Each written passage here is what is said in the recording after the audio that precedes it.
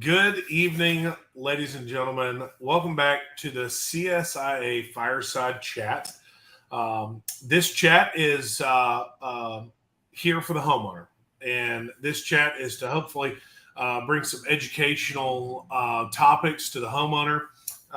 We bring in industry professionals and people outside of our industry. But tonight, we do have another special guest. He is a friend of mine, a mentor, former president of the National Chimney Sweep Guild, and he is a CSI certified master sweep as well. And he owns a company based out of Wisconsin, but he does work all over the country. And so the topic tonight, we couldn't find anybody better than my friend Jasper Drangler. So Jasper, thank you so much for being with us tonight, man. I know that you are, not in Wisconsin. You are out somewhere else making things happen. But so tell the folks that are listening, tell us a little bit about yourself, give us your background, and introduce yourself to everybody, buddy. So, hi, my name is Jasper Drangler. I'm a second generation chimney professional, and I've been working in this industry in some capacity since 1998. Like Thomas said, I do have my my CSIA master credential. I'm actually one of the only people in the country to have 4 different masters in our industry. So I like jabbing that every once in a while. The subject for tonight is our DIY disasters and things that people do wrong. And I know, Tom, you've heard me speak before. When I was a small child, I almost died in a house fire. So I take safety very serious. This is a business for us. We are professionals, but I tell my guys every day, when you walk out of that person's house, make sure you didn't do anything there that you wouldn't do in your own house. Pretend that your kids are going to go spend the night there tonight. And I see some of the most insane things all over the country. And we can get into that a little bit later, but this is serious. We're playing with fire in people's homes. It's fun, and we on our social media groups for chimney professionals, we laugh at some of the absolutely ridiculous things we see. We make fun of some of the horrible things on DIY TV that we see, but we're playing with people's lives, and that's serious. And that's always been CSIA's mission, to protect the public, to make sure that chimney sweeps, when they came out to your home, were educated, that they knew what clearances had to be, that they were making sure that people's homes were safe and saving lives. That's why we're all here. Absolutely. Yeah. And man, you do work I know, and Jasper, correct me if I'm wrong here, you do work in Wisconsin, Illinois, Indiana, Texas, North Carolina. Hold on, there's more. Tennessee, maybe. I don't know, man. I know Jasper also loves to race cars, and you've also raced cars in all 50 states. I'm getting really close. Yeah, by the end of this year, I will have raced in all 50 states. And as far as chimney work goes, not only do I have right now Chimney Mechanics, my company services 7 states. We're adding a few more this summer, but I go out and I help other chimney professionals on jobs. As being a guild member, we'll see someone struggling with a job, and I would rather hop on a plane, come out and help another professional make sure they're doing a job right for the safety of not only that homeowner, but we want chimney sweeps to be educated. I mean, Tommy, that's your number one job, is educating chimney sweeps. So there's no education like doing it hands-on in real life. There's guys that learn from books and are very technical, and they will argue and recite every single code back to you anytime you misspeak, but there's no replacement, I believe, for doing things hands-on. So I've taken it upon myself to be able to go out and help other sweeps in their local communities. And we take on nonprofit charity jobs all the time. Like you and I were talking before we came on, there's a number of military organizations where we'll get together and help a vet, or we'll get together and we'll help someone that lost their home. We help nonprofits like Boy Scout camps all over the country. And, that's our industry is a beautiful thing like that. We will drop everything to go help each other and help someone in need. Yep. No doubt about it. And really, man, that's you're exactly right. Education is the game that the CSIA is in, right? We educate industry professionals and then also homeowners, and that's one of the things the idea behind this. And so, everybody loves their fireplace, right? I know when I was growing up as a kid, that was kind of like where all of the action happened, was around the fireplace. You growing up, ours was for aesthetics in Tennessee. You in Wisconsin, it's a necessity. It is crazy cold up there, but and so people love it. And one of the things that we see a lot, I'm sure you see a lot in all the states that you work in, is that people are trying to either maybe update the look of their fireplace. There may be something they do not like about it, and so they're doing this as a do-it-yourself job, and they're not intentionally doing it on purpose, right? There are those out there that do things and they know better. We joke about, like you said earlier, that people work so hard to do it the wrong way. They could work a lot easier and do it the right way, but they choose not to. But that's for a different day. But DIY projects. So, Jasper, one of the things that we see a lot, and one of the things that's very, very popular, because the fireplace is kind of the gathering spot, is TVs. Right? Everybody loves a TV over their fireplace. And so tell people what you've seen, what your thoughts are on that, and what your recommendations would be to homeowners. So I have installed many TVs above fireplaces. It has been an in thing for a while. I hope this fad's finally coming to an end, but we still see it nonstop. So there are plenty of safe ways to mount your TV above your fireplace. But here's some things to consider. Many high efficiency fireplaces have in their installation instructions 0 combustibles above the fireplace, all the way to the ceiling. The TV is a combustible. Believe it or not, there's plastic, there's computer chips in there, and it's not good for the TV even to get hot, right? I see speaker bars melted. So that's the first step. It's not good for the TV. The other thing is, if you have a full masonry fireplace, a lot of times people are drilling into the brickwork of their chimney. We're supposed to have an airspace there. We're supposed to have a liner there. But people have drilled into the fireplace chimney to mount the TV to it. And obviously it's a brick wall. The TV is never going to fall down. But now you've breached an airspace, or you've breached a flue, and the fire could escape, or air could sneak into that opening, and you no longer have a safe code compliant chimney. I've seen homeowners drill through Class A metal chimneys to mount their TV, not knowing what's behind that wall. They're used to hanging pictures, and they think hanging a TV is just like hanging a picture. Sometimes it does work that way. Sometimes it doesn't. The other thing is, I've seen photos of TVs just resting on mantles and the mantles falling over. Think of how big some of these TVs are. It could fall on a kid. It could fall on the dog. It could be dangerous to sit up there. So if you have a fireplace and you've got the proper clearances and it's safe to put the TV up there, make sure it's anchored to the wall in a safe, proper manner. Or better yet, have a chimney expert come over and evaluate what you have before you just start drilling holes into the walls. But make sure it's not going to fall over and hurt somebody. Absolutely. Yes. And we have seen, personally, I can tell you that I've seen where, people don't pay any attention to, how close the TV is. Like you were talking about, it'll melt those TVs and weaken them. And there's so many things to consider. And I think you hit the nail on the head, right? Like, you're not there's stuff behind that wall. A lot of people just use a stud finder and they're like, oh, there's a stud there. But there could be a lot of different things that are running behind there that are integral to the fireplace. And you said it best. Have a professional come over there and check that out before you do anything, right? Because a CSI certified sweep is going to know, well, what does the manufacturer say? Or what do the local codes and standards say? And go by those rules, because we want you to enjoy your fireplace in a way, and it's going to function as it should. We don't want to add something to it that's going to cause other problems. So that's a great point, Jasper. You got any crazy stories of things that you've seen? I know you've got some good TV stories over a fireplace.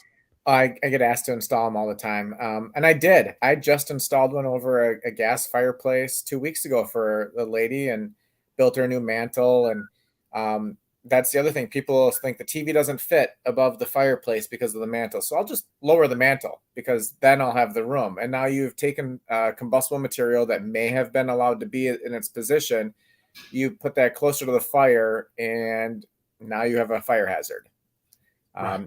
And like right now in your camera, you've got that wood behind you, and shiplap is really cool. We see a lot of people taking wood and putting it right over the face of the fireplace because it's stylish and it looks good, and they're creating fire hazards that way. Yeah, absolutely.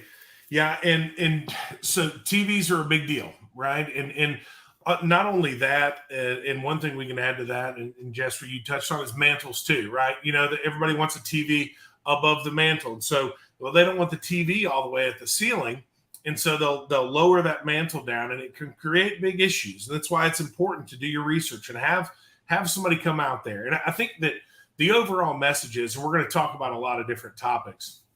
But the message is that concerning fireplaces, like you said, this is a fire in somebody's house. This is not a DIY project, right?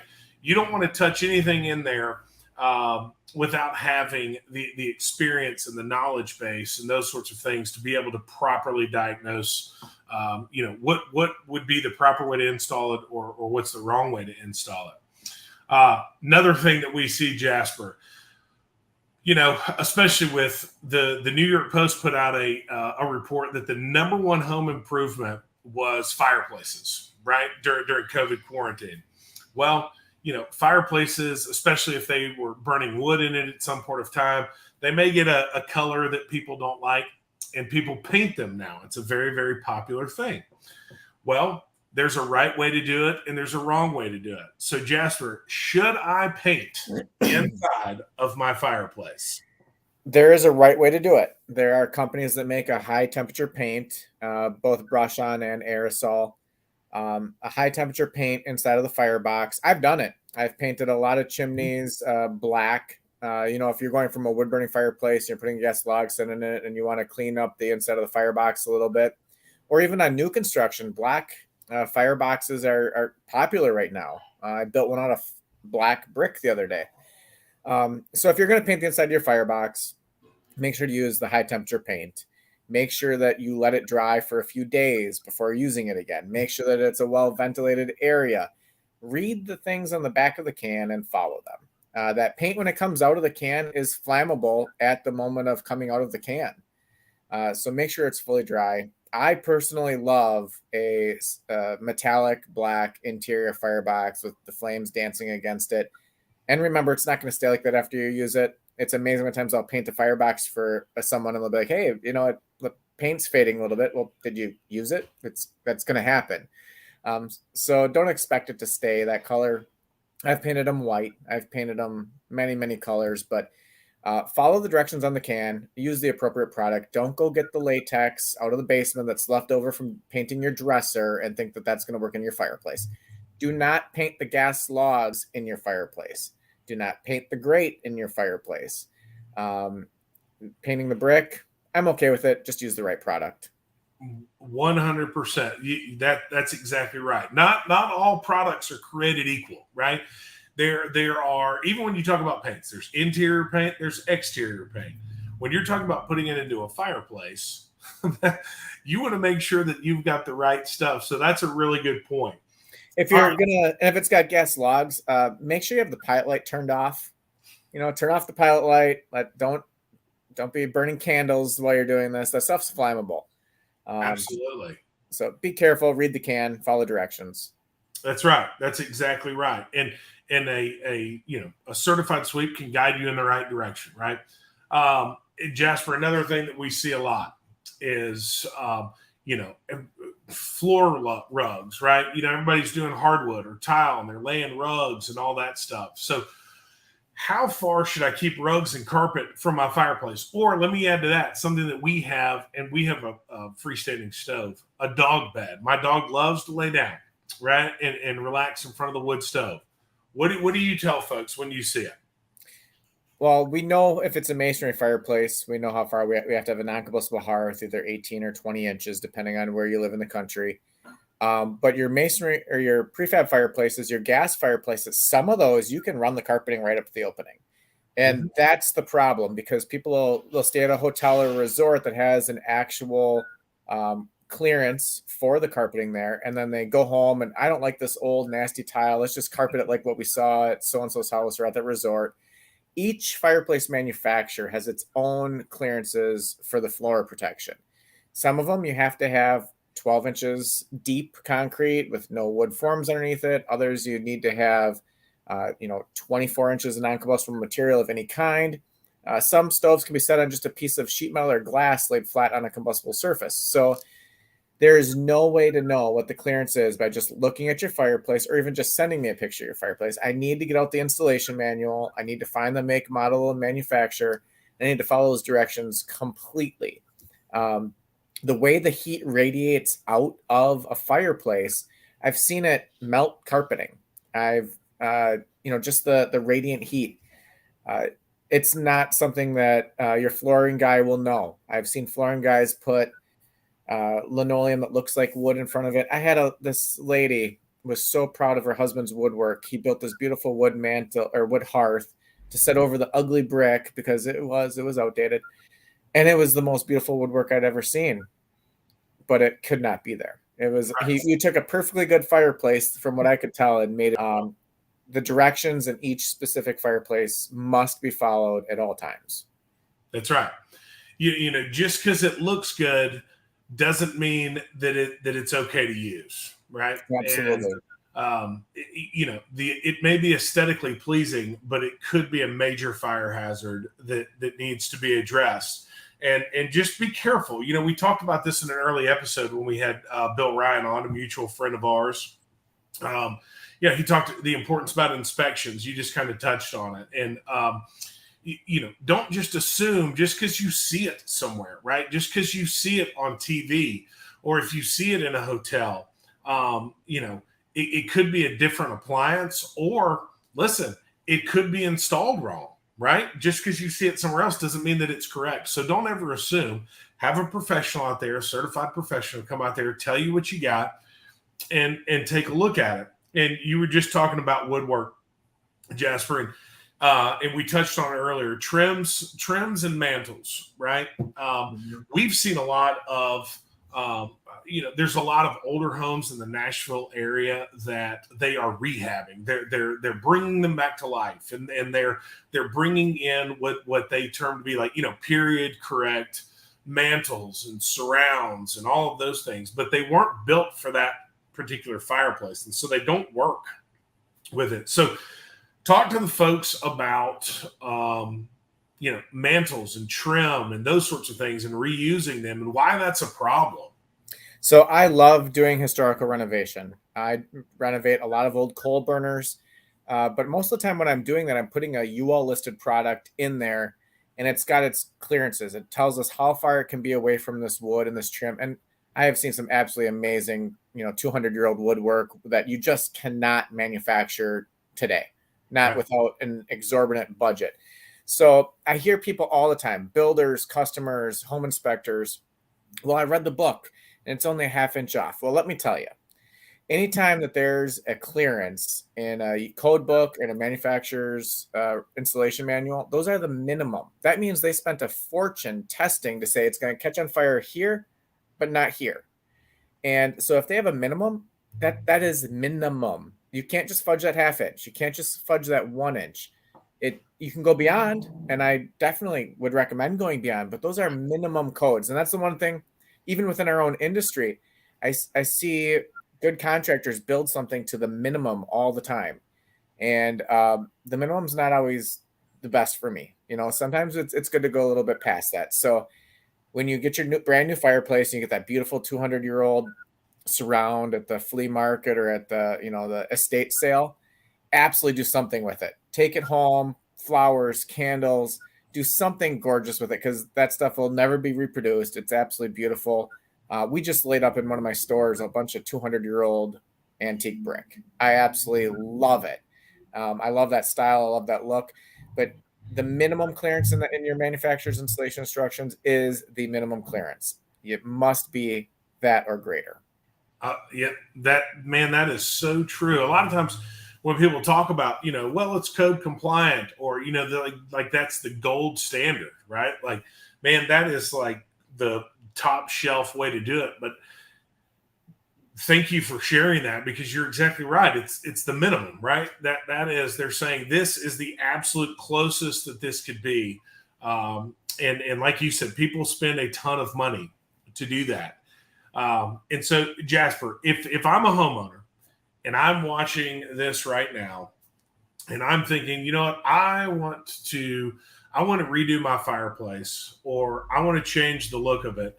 What would you tell me? What would be your recommendations? So that brings us to another subject, Tommy, and that's something that I think homeowners really need to be aware of.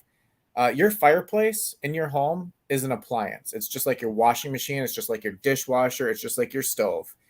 You're living in a 1950s house. How many 1950s appliances are left?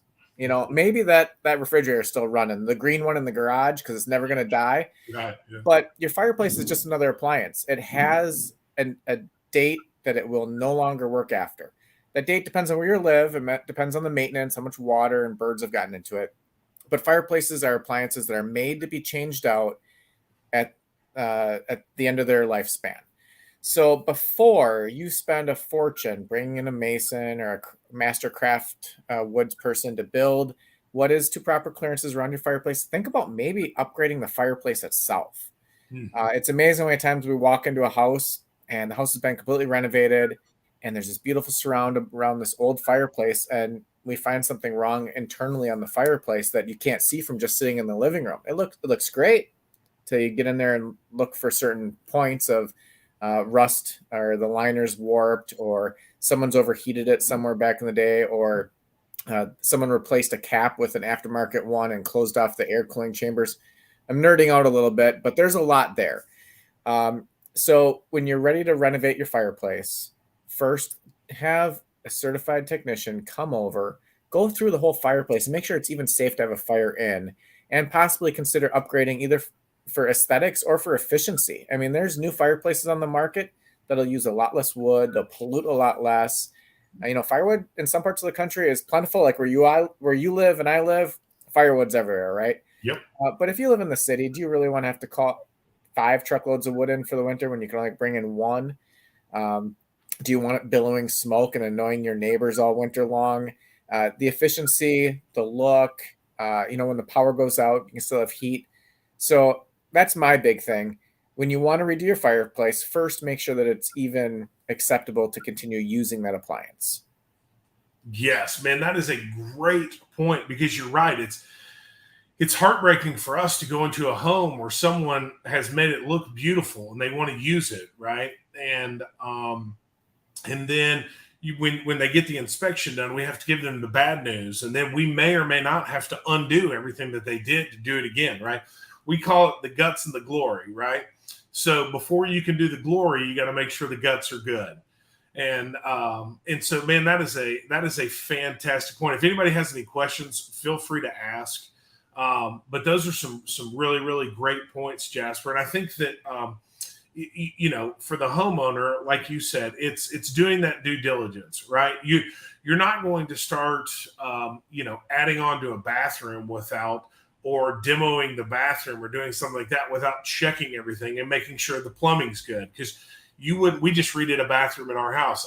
We made sure we had a plumber come out there, because I want to know, do I need to address those issues before I make it look good, right? Because it doesn't do me any good if it looks good and I can't use it.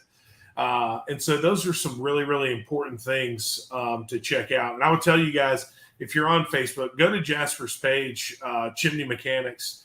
He's always posting a lot of really, really cool pictures of work that he's doing, and a lot of makeovers, right? Fireplace makeovers. And so before you do that fireplace makeover, make sure that you have you get a consultation on the actual health of it, because we certainly don't want to have to come out there and give you bad news after you've made it look so beautiful. And I love the car analogies. Are you going to repaint that car when the motor's blown? I mean, maybe it's time for a new car. So, and it's safety. And back in the day, fireplaces didn't require attic insulation shields. And that is the number one cause. I've been to a lot of fires in the last 6 months. That's the number one cause of houses burning down, are insulation shields not being installed or improperly installed. And everybody over the last 10 years has been insulating their houses. Nobody has 1950s insulation in their attic anymore. Right now we got 18 inches, well, by me, 18 to 24 inches up there. And those materials weren't even thought of back then. So there's the unknown factors. The fireplace might look great from the interior. Everything might check out on the roof. Did you get in the attic? Did you look up the code book? And a lot of these companies are out of business, and some of them rightfully so. There was a lot of garbage that was made back in the day that I wouldn't use in my house. Sure. And I'm cheap. If I'm not going to use it in my house, I'm not going to let you use it in yours. So have it checked out. Don't put a new paint job on a car with a blown motor. Man, that is a fantastic point. I figured you'd bring a car analogy into this at some point, Jasper. But yeah, that's a great point. And even if you use the fireplace during one burning season and everything worked fine, don't just assume that everything's okay and that you can go ahead and you can do that fireplace makeover. If car analogy, if you drove a car during one racing season and it worked fine, you wouldn't just assume it's ready to go for the next season and do the paint, the decals, and the chimney mechanics and the sweepaway cancer and everything else that you do without checking out the motor. So that's a really, really great point, Jasper. And homeowners, remember, this is for you. You can always reach out to the CSIA, CSIA.org, find a local certified sweep in your area. And there's guys out there, men and women out there all over the country that do this job just like Jasper. And if you're in one of the, 50 states that Jasper serves, you may see Jasper or a chimney mechanics van. But Jasper, thank you so much for coming on tonight. And I think that you really brought up some really great topics. And I can't thank you enough for everything that you do for our industry and everything that you have done. Jasper trains a lot of people all over the country. In our industry, we have a thing called hot training, hands-on training that Jasper does and the NCSG does. And they do that for free, and they train sweeps all over the country. And so he is a giving person. He's got a huge heart. And so, Jasper, thank you for all that you've done. There's one other point, Tommy, that we should probably bring up since this is geared towards homeowners. Yeah. It's June. If you want something done on your fireplace, call a local chimney company now. Yes. Don't wait till August. Don't wait till September. They're going to tell you they're booked till New Year's. And all of the good companies are busy, right? So if a guy in November can come out the next day, that's a little red flag, but don't wait on this. It's just like your lawnmower and your snowblower. Service is a lot cheaper and faster in the off season. Yeah. And most of us are busy now already. So go to the CSIA website, find a local certified chimney sweep, and get them to get over there and do the inspection now so that you don't have to wait for parts and wait for an installation date and do all of that in the fall when we're busy and materials are hard to come by. I think our industry has been pretty blessed in material shortage. I think we made it through okay, not amazing, but okay this last year. Yeah. There's no promises. So don't sleep on it.